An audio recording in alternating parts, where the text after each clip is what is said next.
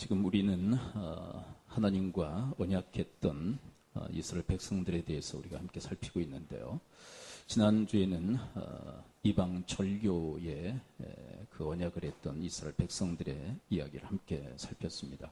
그러나 지금 이 시대는 이방 절교를 문자적으로 해석하고 적용하기는 어려운 시대라는 말씀을 드렸죠. 왜냐하면 지금 이 시대는 이방 절교의 시대가 아니라 이방 선교의 시대이기 때문입니다. 어떻게 절교하며 선교가 가능하겠습니까?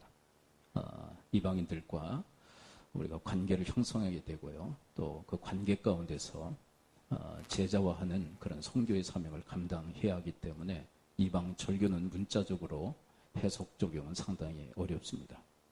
그래서 이방 선교적 관점으로 우리가 이 본문을 해석했었죠. 우리가 무엇보다도 그리스도의 제자가 되어야 합니다. 그리고 이방인들을 제자 삼는 그런 주님의 지상 명령의 사람들이 되어야 하겠죠. 가정편도 마찬가지입니다. 이 이방 절교와 짝을 이루는 것이 이방 혼 금지 문제 아닙니까? 근데 그것을 문자적으로 해석하기에는 상당히 어렵다는 말씀 드렸었죠. 이방 혼, 그 금지도 바로 이방 선교의 관점으로 재해석되어져야 된다는 말씀을 드렸습니다. 우리 새벽에는 특별히 베드로전서 3장에 있는 이방 남편과 함께 살아가는 이방 그 인과 함께 결혼 생활하는 그런 믿는 여인에 대한 이야기를 함께 일주일 동안 묵상하는 시간을 가졌는데요. 하나님께서는 문자적으로 이방인과 결혼해야 되느냐 말아야 되느냐 거기에 매이지 아니하시고 본질적 이야기를 하세요. 믿는 너희가 먼저 제자가 되어야 되지 않겠느냐고. 그리고 제자가 되어서 배우자와 그리고 자녀들을 제자화하는 그런 사명자가 되어야 되지 않겠냐.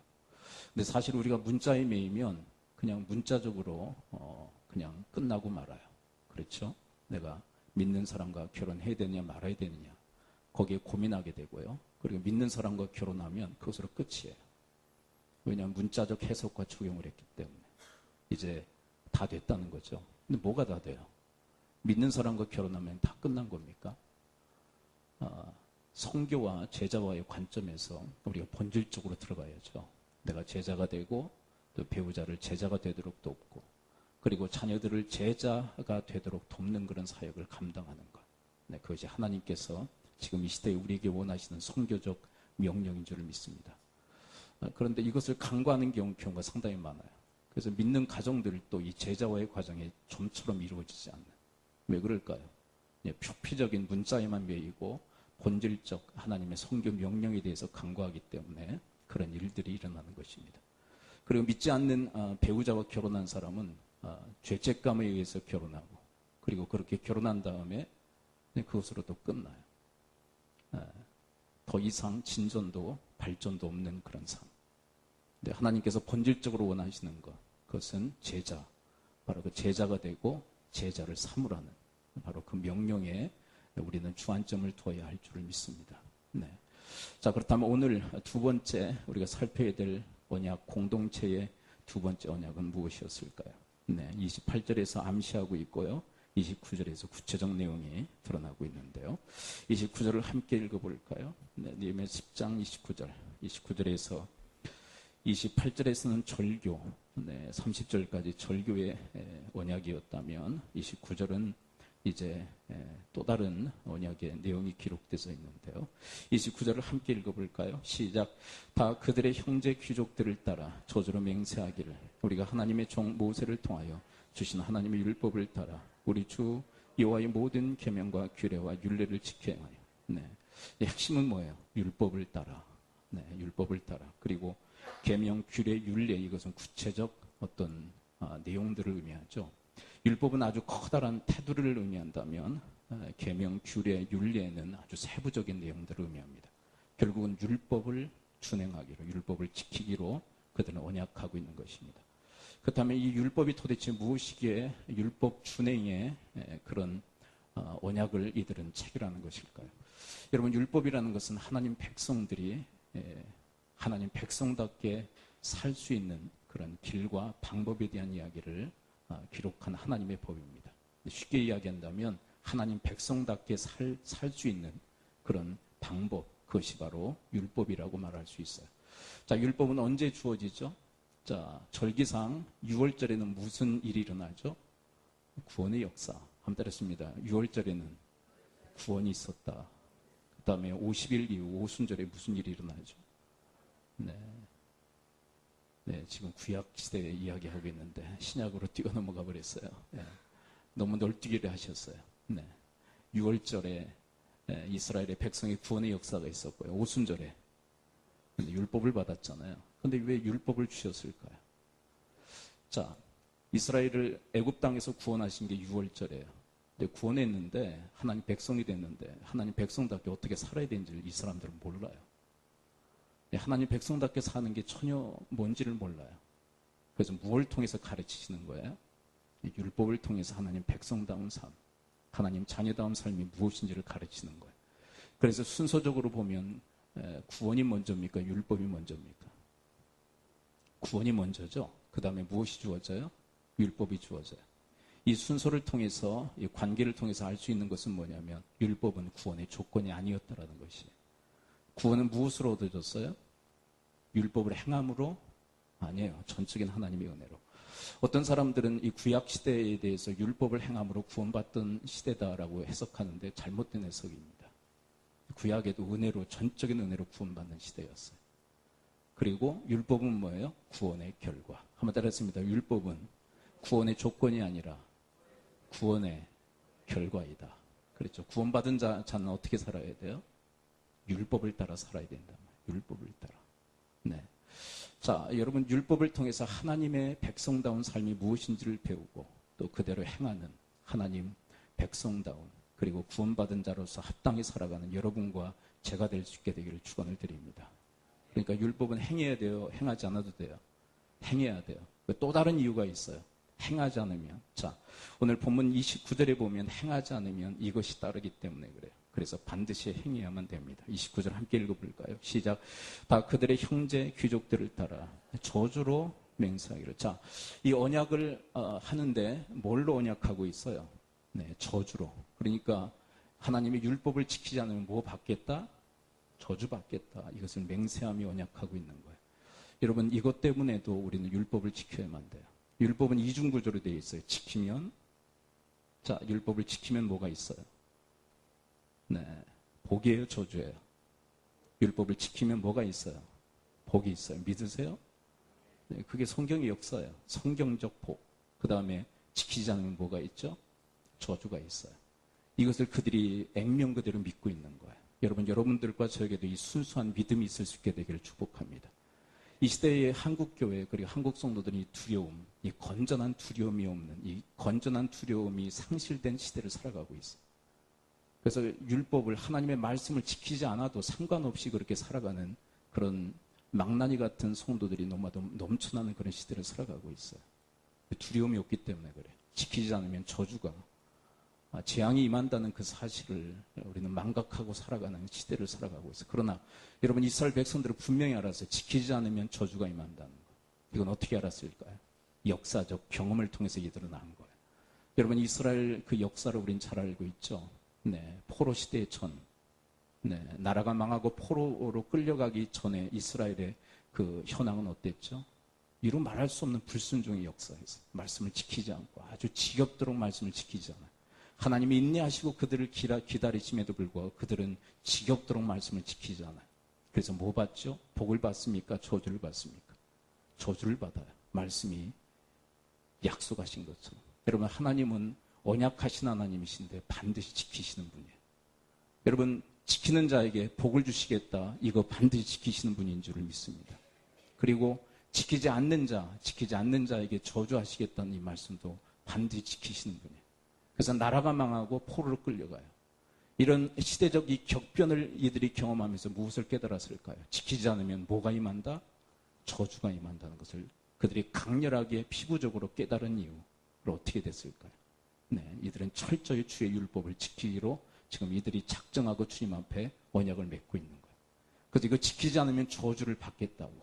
그렇다면 반대로 이것을 지킴으로 하나님의 복의 약속을 우리가 받겠다고, 성취하겠다고. 그런 의지로 주님 앞에 지금 이 저주로 하나님의 율법을 지키기로 지금 언약하고 있는 거예요. 네, 여러분과 저에게도 이러한 언약이 있을 수 있게 되기를 축원을 드립니다. 언약은 누가 맺는다고 그랬죠? 하나님을 사랑하는 자. 그들만이 주님과 언약할 수 있어. 네. 하나님의 그 율법을 지키기로 언약하고 있단 말이에요. 이게 최고의 언약인 줄 믿습니다. 최고의 언약. 자, 그런데 이렇게 하나님의 율법을 지키기 위해서는 어떻게 될까요? 전 전략적으로 접근해야 될 필요가 있다고 생각해요. 네, 여러분, 율법을 지키려면 어떻게 해야 되느냐 하면 핵심을 알아야 돼요. 율법의 핵심. 율법의 핵심을 알고 그 율법의 핵심을 지킬 때 우리는 비로소 모든 율법을 지킬 수 있어요. 그것이 성경적 원리입니다. 네, 갈라디아서 5장 14절 제가 한번 읽어드릴 테니까 여러분들이 한번 따라서 한번 낭독해 볼까요? 한번 따라해 보십시오. 온 율법은 내 이웃 사랑하기를 내 자신같이 알아 하신 한 말씀에 이루어졌나니. 제가 전체를 한번 다시 읽어보겠습니다. 온 율법은 내 이웃 사랑하기를 내 자신같이 하라 하신 한 말씀에서 이루어졌나니. 자, 온 율법은 뭘로 다 이루어져요? 네, 이웃 사랑, 그 계명을 지킬 때 온 율법을 다 이룰 수 있는 것이라. 그렇다면 이웃 사랑은 율법이 뭐란 얘기일까요? 핵심이라는 거예요. 그런데 이것은 갈라디아서에서만 말씀하시는 것이 아니라 로마서 13장에서도 우리에게 들려주시는 음성이에요. 로마서 13장 10절에서는 이렇게 이야기하십니다. 하나님, 사랑은 이웃에게 악을 행하지 아니하나니 그러므로 사랑은 율법의 완성이니라. 네, 우리가 뭐 할 때 율법을 완성할 수 있다고요? 사랑할 때. 네. 여러분, 그러므로 여러분 핵심을 우리가 파악하고 핵심을 공략할 수 있어요. 네. 여러분, 마가복음 12장에 가서 보게 되면 선지자 하나, 서기관 하나죠. 서기관 하나가 예수님께 질문을 던져요. 모든 율법의 첫째가 무엇입니까? 이것은 무슨 질문이에요? 핵심이 뭐냐는 질문이었죠. 그때 예수님께서 하신 말씀이 뭐였죠? 자, 우리 함께 한번 찾아가서 읽어볼까요? 마가복음 12장, 마가복음 12장 29절부터 31절. 31절에 보면 예수님께서 그 서기관의 그 질문에 그 핵심, 율법의 핵심이 뭐냐라는 그 질문, 계명의 그 핵심이 뭐냐라는 질문에 주님이 대답하신 내용이 기록되어 있어요. 자, 29절부터 31절. 자, 마가복음 12장 29절부터 31절 말씀 함께 한번 읽어볼까요? 29절부터 31절 함께 읽습니다. 시작. 예수께서 대답하시되 첫째는 이것이니 이스라엘에 들으라. 주 곧 우리 하나님은 유일한 주시라. 내 마음을 다하고 목숨을 다하고 뜻을 다하고 힘을 다하여 주 너희 하나님을 사랑하라 하신 것이요. 둘째는 이것이니 내 이웃을 내 자신과 같이 사랑하라 하신 것이라. 이보다 더 큰 계명이 없느니. 이것이 가장 으뜸이다. 이거 가장 핵심이다. 그런데 아까 갈라디아서와 로마서의 말씀은 이웃사랑이 핵심이라고 하지 않았습니까? 그런데 이웃사랑이 가능하기 위해서는 앞에 있는 하나님과의 관계의 계명을 지킬 때 이웃 사랑의 계명을 지킬 수 있기 때문에 이것을 함께 종합적으로 주님은 이야기를 하고 계세요. 자, 그런데 우리가 늘 놓치는 부분이 29절이에요. 29절. 늘 놓치는 부분. 29절에서 이 율법의 가장 중요한 핵심이 뭐라고 먼저 설명하시죠. 예수께서 대답하시되 첫째는 이것이니 이스라엘을 들으라. 주 곧 우리 하나님은 유일한 주시라. 자, 율법에서 가르치시는 가장 핵심적 내용이 뭐라고요? 주 곧 하나님은 유일한 주시라. 자, 하나님이 뭐라고요? 그분이 주인이시라고. 너희들의 주인이시라고. 그분의 주권을 인정하고 그분의 통치와 다스림을 받아들여라. 이것이 율법의 핵심이라고 가르치고 계세요. 이것이 될 때 하나님 사랑과 이웃 사랑이 가능해요. 여러분, 하나님 주권에 대해서 인정하라고. 그런데 이 주권의 문제와 하나님의 하나님 되심 그리고 왕 되심이 함께 동격이에요. 이 동의어로 사용하고 있어요. 그러니까 하나님을 하나님으로 인정하라. 주인으로 인정하라. 왕으로 인정하라는 것은 동격의 내용이에요. 동일어라는 거예요. 그렇죠. 하나님이 나의 주인이십니다라는 것은 무슨 고백이에요? 따랐습니다. 나의 하나님이십니다. 나의 왕이십니다. 그것을 인정하고 그분의 통치와 다스림을 받아들여. 이것이 율법의 핵심이다. 이게 율법의 총알이다라고 가르쳐주고 계세요. 여러분, 책 중에 강아지 성도 고양이 신자라는 그런 책이 있어요. 근데 그 저자가 자기 집에서 개와 고양이를 키우면서 그 특성이 아주 다르다는 것을 확인하게 됐대요. 이 개는요, 아주 충성스럽대요. 이런 개 키워보신 분들 계시죠? 애완견이나 뭐 집에서 키우는 똥개든지 키운 경험들이 있으시죠? 어때요? 거만해요? 충직스러워요? 네, 충직스러워요. 그래서 이 성향을 보면 자기를 친절하게 돌보는 그런 주인에 대해서 그 주인됨을 인정한대요. 그리고 늘 충직스럽고 따르려고 노력하는 그런 태도를 취한답니다. 그래서 주인이 어디 갔다가 돌아오면 어떻게 합니까? 네, 친절한 태도를 보입니까? 아니면 거만한 태도를 보이나요? 아주 친절한 태도를 보이죠. 네, 근데 고양이는 아주 거만하답니다. 그래서 이 고양이를 가만히 보니까 그냥 자기를 친절히 돌보는 자기를 하인쯤으로 생각한다는 거예요. 그러니까 누가 주인으로 생각하는 거예요? 자기가 주인으로 생각하는 거예요. 그리고 주인에게 많은 것을 바라고 하지 않을 때 상당히 삐지는 그런 경향들이 많고요. 그리고 어느 날 보니까 자기 이렇게 발 아래에 와가지고 이렇게 맴돌더래요. 막 이렇게 비비면서. 나를 좋아한다는 뜻인가? 그랬더니 그게 영역 표시랍니다. 고양이의 영역 표시. 여러분, 개들의 영역 표시는 뭐죠? 오줌 싸는 거예요. 네. 그런데 여러분, 애완견들이나 여러분들의 가정에서 키우는 개가 여러분들 다리 밑에 와가지고 영역 표시하던가요? 개가? 그러지 않죠. 주권에 대한 인정이 있기 때문에 그래요. 친절히 돌보는 이 주인이 나의 주인이다. 영역 표시를 절대 하지 않답니다. 근데 고양이는 뭐 하고 있는 거예요? 나한테 와서 내 거다라고 영역 표시라고 한다는 거예요. 나중에 알게 되었대. 그래서 아주 괘씸했다고 그러더라고요. 네. 그러면서 이 강아지 성도, 이 고양이 이 신자에 대해서 뭐라고 이야기하느냐면 이것을 그대로 신앙인들에게 적용을 하는 거예요. 교회에도 마찬가지라는 거예요. 이 개와 같은, 좀 이상하다. 이런 개와 같은 성도들이 있는가 하면, 네, 그러니까 개 같다는 것은 좋은 말인 줄 믿습니다. 네, 이 책에 의하면. 그렇다고 함부로 막 당신은 개 같소 그러지 마시고 그렇게 축복하지 말고. 네. 그래서 강아지라고 이렇게 변해서 이렇게 책에 제목을 쓴 것 같아요. 네. 사실은 개에 대한 얘기죠. 강아지 얘기가 하는 게 아니라. 그렇죠? 그래서 개와 같은 성도들이 있다는 거예요. 친절하게 돌보시는 그 하나님의 주권을 인정하고 그 하나님께 충직스럽게 그렇게 순종으로 나가는 그런 성도들, 개와 같은 성도들. 네. 근데 고양이 같은 이 신자들이 있다는 거예요. 친절히 돌보시는 그 하나님을 하인쯤으로 생각하고 그분을 부리려고 하는 그 거만함. 네. 근데 저도 이렇게 보면요, 예배 중에 보면 또 신앙생활 하면 이런 강아지 같은 성도들이 있고요. 아주 충직스럽고, 네. 정말 주님의 주권을 인정하고 순종하려고 하는 그런 강아지 같은 성도들이 있는가 하면 아주 거만한 성도들이 있어요. 거만.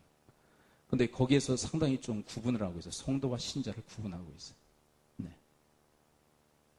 고양이 같은 자기를 돌보고 자기에게 친절을 베푸는 하나님을 하인쯤으로 생각하고 부리려고 하는 이 고양이 같은 그런 신자들이 있다고. 그런데 하나님께서 율법을 통해서 우리에게 가르치시려고 하는 첫 번째가 뭐예요? 하나님이 하나님이시라고. 그분이 내 인생의 주인이시라고. 또 그분이 내 인생의 왕이시라고.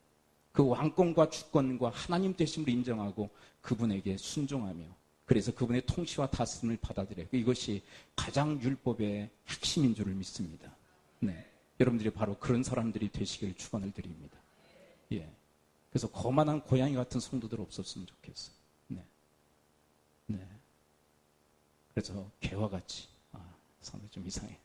강아지 같이 그렇게 순종적으로 주님을 따르려는, 네. 그런 충직한 주님의 사람들이 다 되시기를 축원을 드립니다. 네. 근데 우리 아이들을 보면 이것이 극렬하게 또 이렇게 대비가 되는 것 같아요. 우리 부모들이 우리 아이들 지극정성으로 돌보잖아요. 근데 그 지극정성으로 돌보는 것은 주인이기 때문에 돌보는 겁니까? 자식이기 때문에 돌보는 겁니까? 자, 주인이기 때문에 돌보는 거예요? 자식이기 때문에 돌보는 거예요? 근데 자식들은 어떻게 생각하냐면 자기가 주인인 줄 알아요. 그래서 부모들이 내 하인처럼 나를 친절하게 돌보는 줄 알아요. 그래서 자식들을 보게 되면, 이 시대의 자식들을 보게 되면 얼마나 거만한지 몰라요.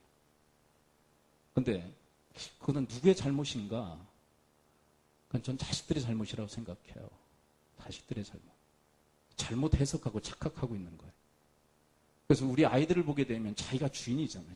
자기가 주인 노릇하며 어디 가든 다 거만하지 않습니까? 가정에서도 거만하고 교회에서도 거만하고 사회에 내놓았는데도 거만하고 그러니 이 삶이 꼬일 대로 꼬일 수밖에 없는 거 아니에요.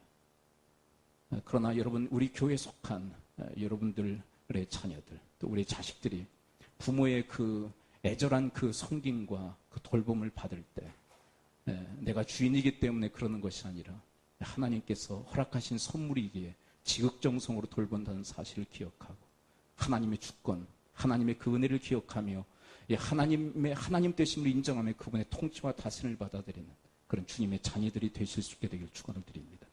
이 문제가 해결되어지지 않으면 두 번째, 세 번째 문제는 다 안 되는 게 돼버려요.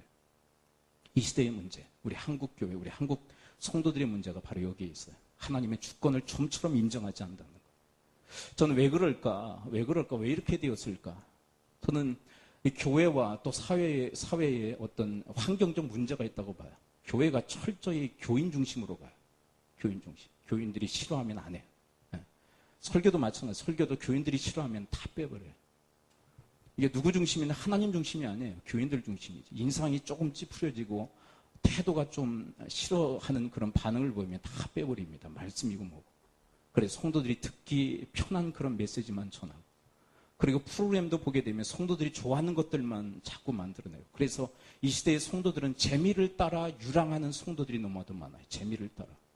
이 교회 가니까 재미있더라. 내가 재미있더라. 그래서 이 교회 왔는데 재미는 한계 영역이 있어요. 재미는 끝까지 재미있는 게 아니에요. 계속 높여줘야 되거든요. 재미가 없으면 또 유랑을 해요.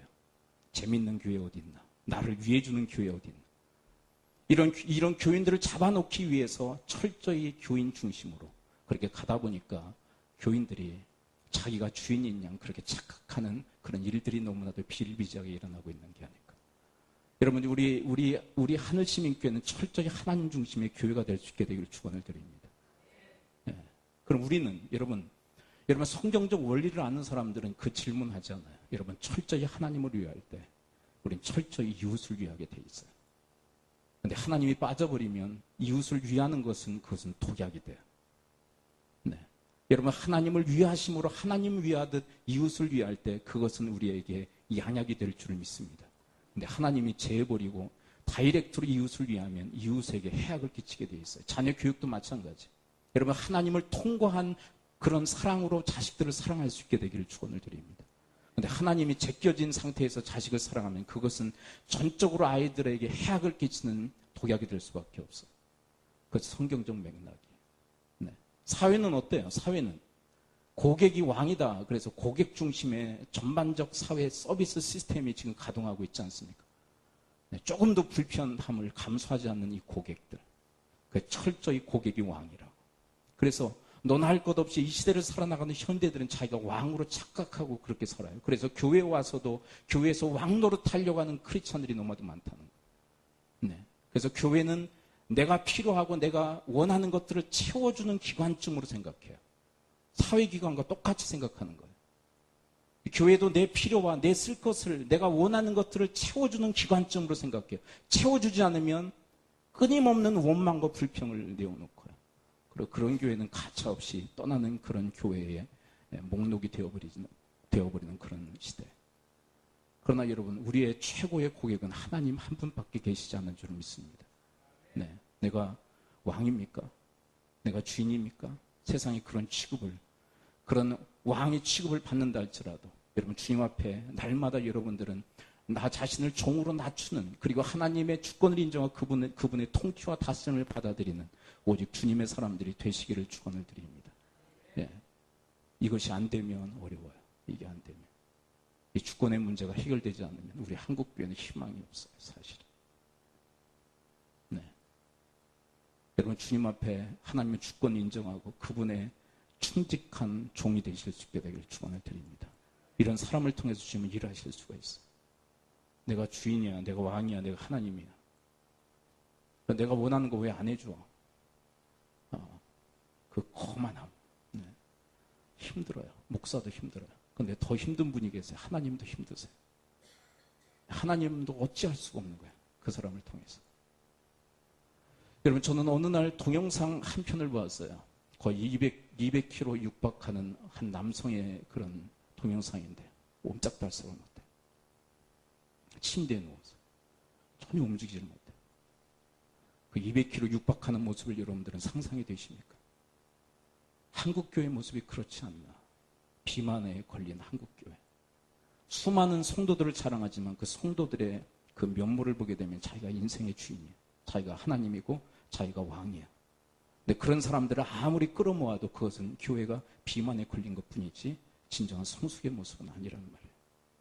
여러분, 진정 교회가 성숙되어지고 건강하게 자라기 위해서는 하나님의 주권을 인정하고 그분의 통치와 다스림을 받아들일 때 이 교회는 온전한 교회, 그리고 건강한 교회로 주님 앞에 서게 되어질 줄 믿습니다. 많은 걸 자랑해요? 많은 걸 자랑한다면 이번에 아시안게임 오픈에 함께 모였던 그걸 자랑해야 되겠죠. 그게 뭐가 자랑입니까? 많이 모인 게 자랑입니까? 네. 지금 이 시대는 바로 그런 하나님의 비전이 꿈틀대는 그런 시대를 살아가고 있어요. 너 자신이 하나님의 주권을 인정하고 하나님의 하나님 되심, 하나님의 왕권을 인정하며 그분의 통치와 다스림을 받아들일 수 있겠냐? 그것은 개개인별로 하나님이 지금 질문하고 계신 거예요. 여러분, 이 하나님의 이 계명, 이 가장 이 으뜸의 이 계명을 지키기로 여러분 주님 앞에 서약하실 수 있게 되길 축원을 드립니다. 네. 근데 하나님이 멋지신 분인데요. 하나님 어떤 분이면 인격적인 분이에요. 인격적이라는 것은 뭐냐면 원하는 자들에게만 하신다는 거예요. 따랐습니다. 인격은 원하는 자들에게 하시는 것이다. 그렇죠? 그러니까 원하지 않는 자에게는 하신다는 거예요? 안 하신다는 거예요?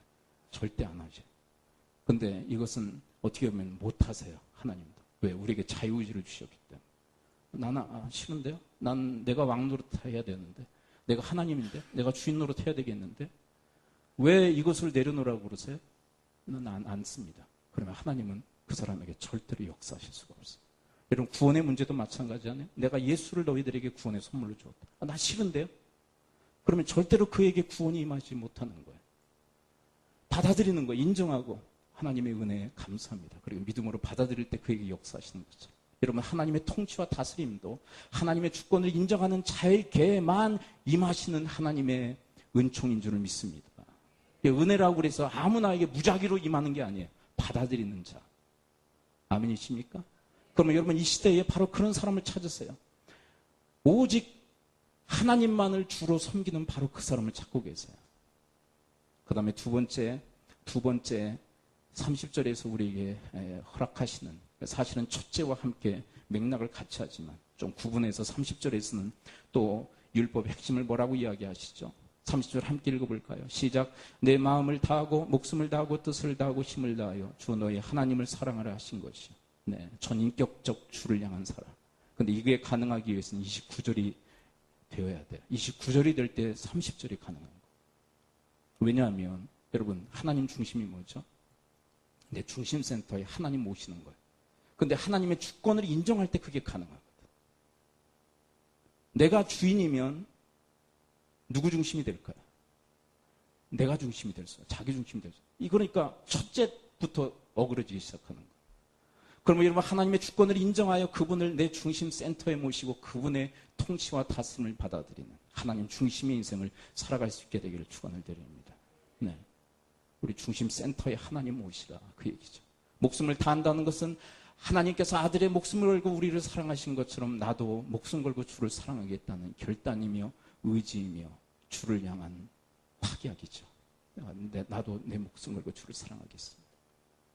여러분, 전부를 거는 자만 하나님은 전부를 사용하십니다. 따라서 볼까요? 전부를 거는 자만 하나님은 전부를 사용하신다. 그렇죠. 일부를 숨기면 안 돼. 일부를 가려서도 안 돼. 그런데 우리의 전부는 뭐예요? 우리의 목숨 아닌가요? 세 번째로 뜻을 다한다는 것은 하나님의 뜻을 깨닫고 그 뜻에 순종하는 삶을 의미하죠. 네. 이 시대에 우리가 잘 안 되는 부분은 바로 이 부분 아닌가요? 하나님의 뜻을 알긴 알아요. 그렇지만 행하지는 않는 학생들이 너무나도 넘쳐나는 그런 시대. 그러나 여러분, 진정한 제자의 모습은, 표준은 뭡니까? 하나님의 뜻을 깨닫고 그 뜻에 준행하는 자, 지키는 자, 순종하는 자, 바로 그가 하나님이 찾으시는 진정한 제자의 면모인 줄을 믿습니다. 네, 그런 사람 찾으세요. 네. 그 다음에 마지막, 힘을 다해. 이것은 최선을 다하고 정성을 다하자는 거예요. 여러분, 하나님을 향한 그 섬김의 모습이 최선을 다하고 또 정성을 다하는 삶이 될 수 있게 되기를 축원을 드립니다. 왜일까요? 저는 하나님이 우리를 위해서 최선을 다해 주셨기에 우리가 주를 향한 최선은 마땅하다고 생각해요. 여러분, 아들을 보내신 것이 바로 최선의 하나님의 모습인 줄을 믿습니다. 저는 하나님 아버지께서 아들을 다 놔두시고 또 성령님 놔두시고 본인이 직접 와서 우리를 위해서 대속하실 수도 있었다고 저는 믿어요. 그걸 왜 안 하셨느냐? 그것이 차선이었기에. 여러분, 아버지에게 있어서 최선은 누굴까요? 자기일까요? 자식일까요? 자식이에요. 내 생명보다 더 귀하다. 그렇게 표현한 자식. 이 아들을 보내셨다는 것은 최선을 다하신 것. 어느 날 수년 전의 이야기죠. 우리 주일학교 학생이 제 아내에게 이런 질문을 했대죠. 하나님 너무 치사하시다고. 왜 자기가 와서 죽지 왜 아들을 보내셨냐. 근데 거기에 하나님의 깊은 최선의 사랑이 있다는 거 우린 잘 알죠. 당신이 오실 수 있었어요. 저는 충분히 오실 수 있었다고 봐요. 그러나 그것은 차선이셨어요. 그래서 최선이신 아들을 보내신 거예요. 여러분, 이 사랑을 받은 우리, 이 은혜를 받은 우리도 주님을 위한 최선의 삶의 경주는 마땅한 것인 줄 믿습니다. 힘에 지나도록 주를 위한 충성의 삶. 그것은 우리에게 해당하는 삶의 경주의 인생인 줄 믿습니다. 자, 마지막 세 번째로, 편의상 세 번째로, 그러나 본문에서는 둘째라고 표현하고 있지만, 세 번째로 하나님께서 우리에게 허락하시는 핵심적 계명은 무엇일까요? 31절을 함께 읽어볼까요? 31절 시작. 둘째는 이것이니 내 이웃을 내 자신과 같이 사랑하라 하신 것이라. 이보다 더 큰 계명이 없느니라. 이웃을 나 자신처럼 사랑하라. 근데 이게 가능하기 위해서는 30절이 가능할 때 31절이 가능하다는 거. 여러분, 하나님을 전인격적으로 사랑할 때 비로소 이웃을 사랑하게 되어질 줄 믿습니다. 왜냐하면 여러분, 이것은 긴밀한 연관성이기 때문에 여러분, 하나님의 뜻을 깨닫고 행하는 것이 하나님 사랑이라는 그런 핵심적 메시지가 이 30절에 들어있었죠. 근데 하나님의 뜻이 뭐죠? 여러분, 하나님의 뜻의 총알은 뭡니까? 하나님의 뜻의 핵심은 뭐죠? 네. 질문의 의도를 여러분들이 좀 이해하시면 31절이 하나님의 뜻이에요. 자, 하나님의 뜻은 뭐예요? 31절이에요. 그래서 갈라디아서 로마서에서도 바로 그렇게 이야기하는 거예요. 내 이웃을 너 자신처럼 사랑할 때 온 율법을 이루는 것이라. 그리고 하나님의 뜻은 뭐예요? 내 이웃을 나 자신처럼 사랑하는 것. 그것이 하나님의 뜻인 줄 믿습니다. 그러니까 하나님을 뜻대로 사랑하려고 하다 보니까 필연적으로 누구를 사랑하게 돼요? 하나님을 사랑하듯 이웃을 사랑하게 돼 있어. 그게 하나님의 뜻이기. 그렇다면 여러분, 이웃을 나 자신처럼 사랑하는 삶은 어떻게 가능할까요? 저는 이 말씀을 연구하다가 이런 결론에 도달했어요. 뭐냐면 남에게 대접을 받고자 하는 대로 남을 대접하겠다. 이것이 짝을 이룬다고 생각해요. 여러분, 남에게 대접을 받고자 하는 것은 자기 사랑이에요. 여러분, 남에게 대접을 받고자 하는 것은 악이 아니에요.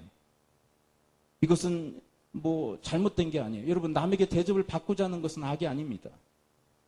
근데 언제 악이 되냐면 그 상태에 머물러 있을 때 그게 악이 될 가능성이 커요. 받기만을 원할 때.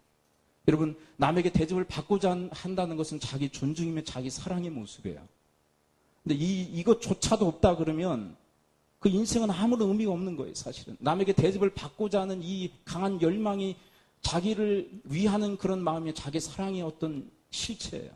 근데 여기에만 머물러 있으면 이것이 악이 될 가능성, 이게 욕심이 될 가능성이 상당히 커져요.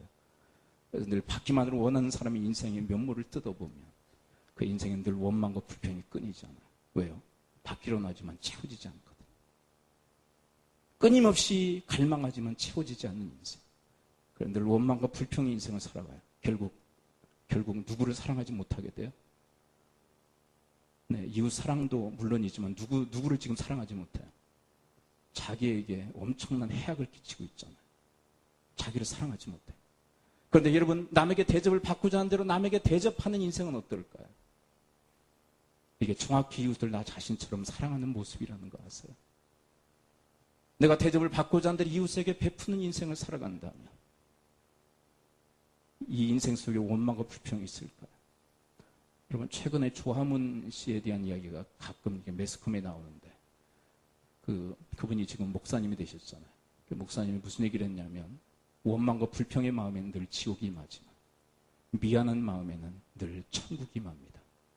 이건 뭐냐면 여러분, 남에게 받고자 하는 대로 베푸는 인생은 늘 미안한 마음을 가지고 인생을 살아요. 왜 그럴까요? 내가 받고자 하는 대로 베풀어야 되지만 나의 미력함, 나의 연약함, 나의 부족함 때문에 다 베풀지 못하죠. 그래서 어떤 마음을 가져요? 미안한 마음을 가져요. 여러분, 그래서 남에게 대접을 받고자 하는 대로 남에게 대접하는 인생은 축복의 인생인 줄 믿습니다. 아니, 그게 자기 사랑과 또 이웃 사랑과 무슨 연관성이 있습니까? 아니, 내가 받고자 하는 대로 이웃에게 베풀기에 이미 이웃을 사랑하게 되고요. 그리고 이것이 자기 사랑과 연관이 되어져 있는데, 여러분, 베푸는 대로, 주는 대로 하나님은 받게 하실 줄 믿습니다. 어떻게 해요? 후회되어 흔들어 넘치도록 하여 안겨주실 줄 믿습니다. 그래, 또 하나. 어떤 혜택을 받냐면 자기가 성숙해요. 어때요? 내가 받고자 하는 대로 베푸니까 이 사람이 어떻습니까? 성숙한 것 같아요? 미성숙한 것 같아요? 아주 성숙하잖아요. 그래서 이웃들의 성숙도 도울 수 있는. 그래서 지금 계속 상승 곡선을 이루지 않습니까? 이웃을 사랑하고 자기도 사랑하고, 자기를 사랑하듯 이웃을 사랑하고, 이웃을 사랑하듯 자기를 사랑하는 이 상승 곡선의 이 놀라운 하나님의 그 역사의 현장. 여러분, 이런 핵심을 깨닫고 이 핵심에 공략하는 그런 인생. 여러분, 그 인생에 여러분들의 또 저의 인생을 주님 앞에 드릴 수 있게 되기를 축원을 드립니다. 네. 이 언약에 여러분들 함께 언약하실 의향들은 없으신가요? 네. 그런 인생에 제2의 오순절인 성령님, 그분이 역사하실 줄을 믿습니다.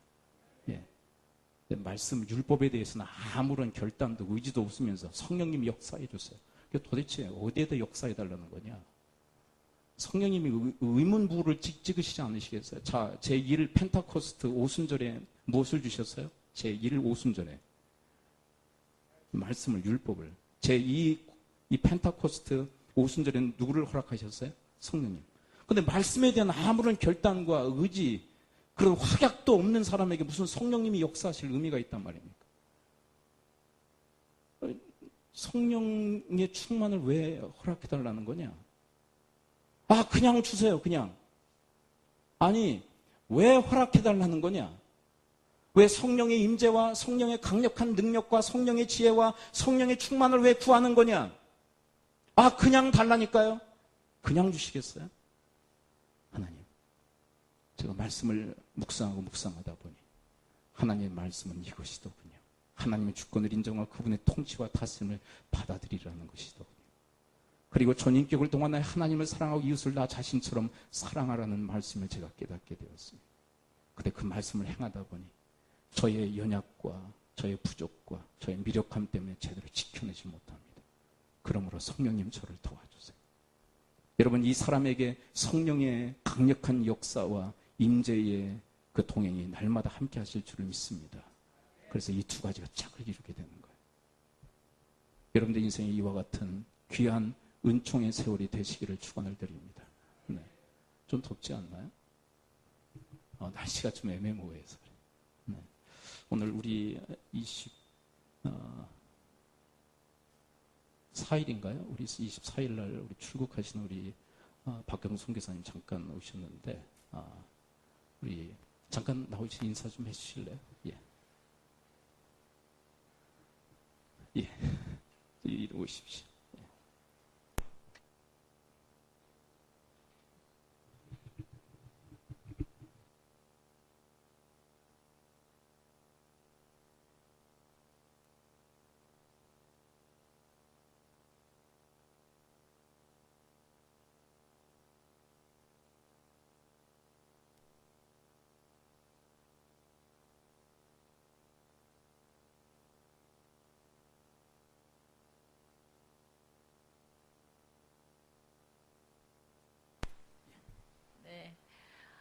오늘 목사님 귀한 말씀 너무 감사드리고요. 하늘 시민 성도님들께서 항상 사랑해 주시고 기도로 후원해 주시고 물질로 후원해 주셔서 너무 감사합니다. 또 지난 사랑의 밤 후원회 때 많은 성도님들 오셔서 격려해 주셔서 감사하고요. 사실 그 사랑의 밤을 할 수 있었던 것은 우리 박근홍 목사님께서 이렇게 강력히 하자고 이렇게 제안하셔서 하게 됐어요. 그래서 너무 감사드립니다. 이제 수요일 날 출국하는데 오늘 목사님 말씀처럼 남에게 대접을 받고자 하는 대로 남을 대접할 수 있는, 우리 캄보디아 우리 어린 학생들을 대접할 수 있는 그런 사람이 될 수 있도록 기도해 주시기 바랍니다. 네. 한 가지 더 기도를 부탁드리는 것은 지난번에 우리 그 신입생을 7명을 뽑았는데 그 중에 한 학생이 태국으로 간다고 안 온다 그래요. 그래서 15명이 될 것 같은데 또 이미 그 1년 다니는 우리 까에우라는 학생이 있는데 교과서 대금 저희가 50%의 학생들에게 내도록 하고 있거든요. 그래서 이번 학기에 뭐 한 43불 정도 내야 되는데 그게 없어서 학교를 못 오겠다고 연락이 왔대요. 그래서 차비만 어떻게 마련해가지고 오라. 그렇게 이제 전달하라고 거기 계신 우리 선교사님께 말씀을 드렸어요. 그래서 그 이야기를 들으면서 학생들이 없는 학교가 어떻게 존재하겠는가. 그래서 우리 학생들이 정말 하나님 이제 15명이 될 것 같은데 15명 모두 다 26일 날 오거든요. 학생들이요. 다 와서 자기들의 꿈을 펼칠 수 있도록 그렇게 기도해 주시고 참 그 캄보디아가 너무 열악하기 때문에 그 3개월에 한 번 내는 5만 원이 없어서 이제 학교를 못 오겠다고 한 학생들이 생겨서 이 문제를 어떻게 해결할 것인가 제가 어젯밤에 고민을 많이 했어요. 그냥 무조건 다 공짜로만 가르쳐 주는 것도 사실 안 좋은 것 같고 또 지금은 학생들이 조금이지만 100여 명 이렇게 됐을 때 그 책값을 어떻게 다 감당할 것인가 이런 것도 고민되고 그래서 아무튼 지혜롭게 이 문제를 잘 풀어갈 수 있도록 저에게 지혜 주십사 하나님께 기도해 주시고요. 저희 학생들이 중간에 학업을 포기하지 아니하고 끝까지 졸업하고 하나님의 충성된 군사로서 자기 민족을 섬길 수 있는 아이들로 성장할 수 있도록 기도해 주시면 감사하겠습니다. 항상 이렇게 사랑해 주셔서 너무나도 감사드립니다.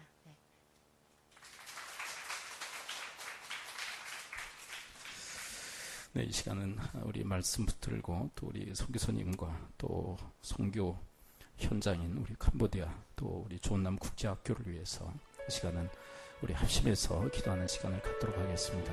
이제 수요일날 또 출국하시면 어떻게 보면 최전방에서 이제 주님의 사역을 감당하실 터인데 그것은 너무나도 힘들고 어려운 그런 곳입니다. 우리가 기도로서 또 물질로서 우리가 지원하지 않으면 도저히 감당할 수 없는 그 최전선 최전방입니다. 하나님 잘 감당할 수 있도록 이런 연합사역이 잘 이루어질 수 있도록 하나님 도우시고 인도해달라고 우리 함께 말씀 붙들고 또한 우리 좋은나무 국제학교를 위해서 우리 선교사님을 위해서 이 시간 함께 합심하도록 하겠습니다. 기도합니다. 하나님 아버지 이 시간 저희들 하나님 주의 말씀을 받고 그 말씀을 주님께 기도로 올립니다. 하나님의 율법을 지키기로 언약했던 이스라엘 백성들 하나님의 주권 인정과 그분의 통치와 다스림을 받아들이려는 그 언약 그리고 하나님을 전인격적으로 사랑하는 그 언약 하나님 아버지 또한 이것을 나 자신처럼 사랑하라는 그 말씀의 그 언약을 주님과 함께 지배하고 제2의 펜타코스트 성령님의 그 도우심의 그 인도하심 가운데 하나님의 그 율법을 하나님의 그 말씀을 또 하나님의 그 사랑의 계명을 온전히 지켜나가는 하나님 저희 모두가 되어지도록 하나님 저희 모두를 도우시고 인도하여 주옵소서. 하나님 아버지 특별히 우리 박경수 선교사님과 좋은나무 국제학교 또한 캄보디아 땅을 위해서 저희들이 합심하여 기도를 드립니다. 하나님 아버지 도우시고 인도하여 주옵소서.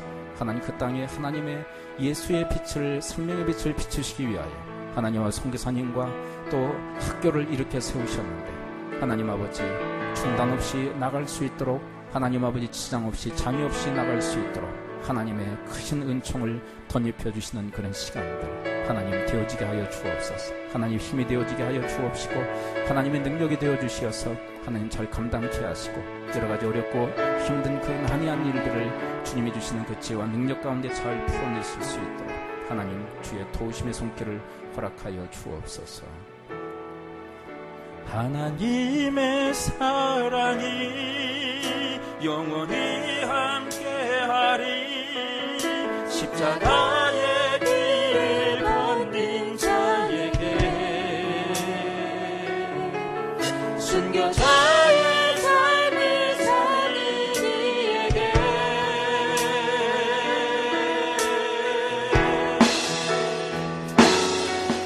조롱하는 소리가 세상 유혹 속으로 주의 순결한 신부가 되리라. 내 생명 주님께 드리리. 하나님의 사랑이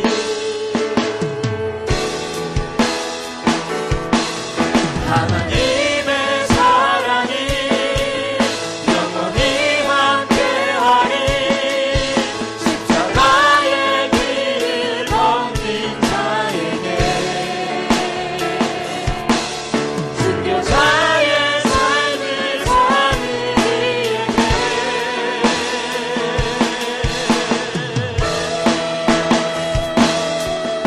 조롱하는 소리가 세상 유혹 속에도 주의 순결한 신부가 되리라.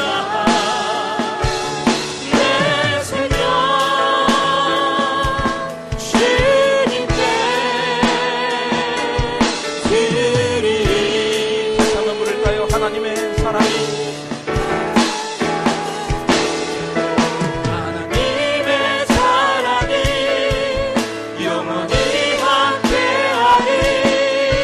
십자가의 길을 건딘 자에게 순교자의 삶을 살린 이에게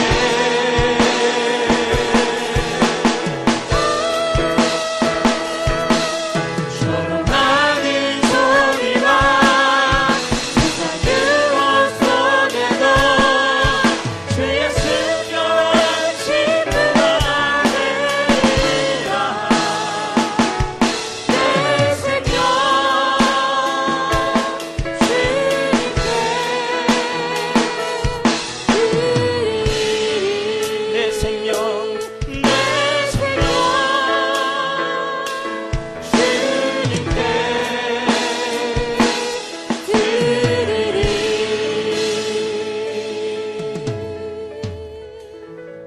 우리가 이 소망을 가지고 있는 것은 영혼의 탑 같아서 튼튼하고 견고하여 휘장 안에 들어가나니. 하나님, 우리 선교사님과 또 좋은나무 국제학교가 주를 향한, 하나님을 향한 소망을 가지고 나갑니다. 영혼의 탑 같아 튼튼하고 견고하게 세워지게 하옵소서. 예수 그리스도의 이름으로 축복하며 기도합나이다. 아멘.